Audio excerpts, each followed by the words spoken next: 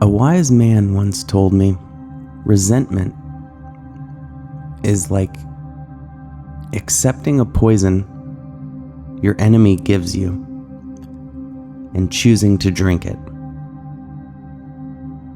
Resentment is different from revenge. Resentment is only internal. It's mental and emotional.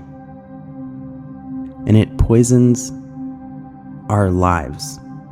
We become negative. And there is always a toxic stress just beneath the surface.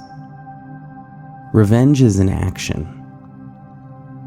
And while I don't condone any vengeance, we're here to talk about resentment and grudges and how we can let go of that internal state of conflict.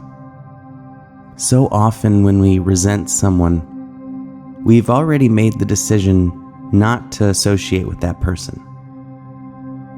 And yet, we still have this hatred within us, as if it's protecting us or serving us in any way that is beneficial. The truth of the matter is, we can resolve ourselves not to see a person again, not to put ourselves in a place where we could be taken advantage of, and still not have any negative thoughts or emotions toward the person who we perceive has wronged us. Forgiveness does not mean the other person apologized, and forgiveness doesn't mean going back to the way things were, having to associate with a person, especially one who has hurt you and is unapologetic. That would be foolish. It takes a great wisdom to realize that holding grudges and resentments is only stopping you from obtaining the most peaceful, joyful life possible.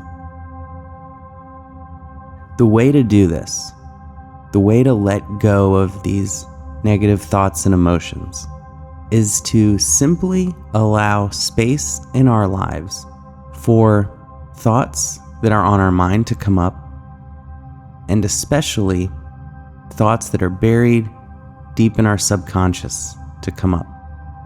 And this happens when we give ourselves time to think and to just be.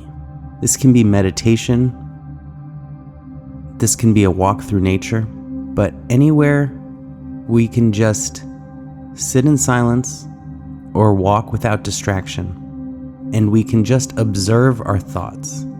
And as our thoughts turn to what is on our mind or to this resentment, each time it happens, it's like we're reliving that situation. And over time, and by being aware of the emotional distress that occurs when we remember it, over time, that stress will become less and less.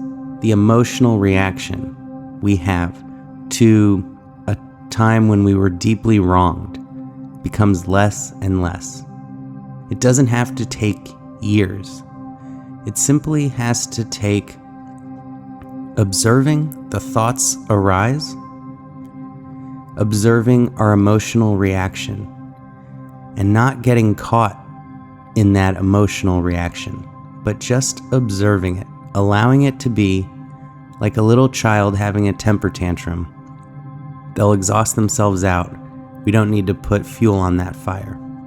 This is how we can process our emotions and our feelings and our experiences much more quickly than if we're never reflecting, never allowing our mental processes to heal these traumatic situations. And we don't have to wait 10 years to look back on this situation and laugh. We can do it right now. Because we know that in 10 years, when we're outside of this situation, when we have some perspective, we can look back and laugh. But we expand our perception and our perspective in meditation, in stillness, in silence. All heals in this still silence, because this is peace. This is the antidote to all stress and worry and fear and doubt. This is the embrace of the universe, telling you everything is okay. And in this embrace, we become transformed. So instead of distraction, burying yourself in work, filling up your schedule, endlessly scrolling social media, take a few seconds to just close your eyes instead. Take a deep breath. See if there's any tension you're holding on to in your body, your shoulders, your back. See if you're in a peaceful, relaxed state. And if you're holding on to anything, any grudges or ill feelings towards someone, just take a deep breath in, and on the exhale, breathe out all those feelings you're holding on to that aren't serving you, that are hurting you. And repeat as necessary.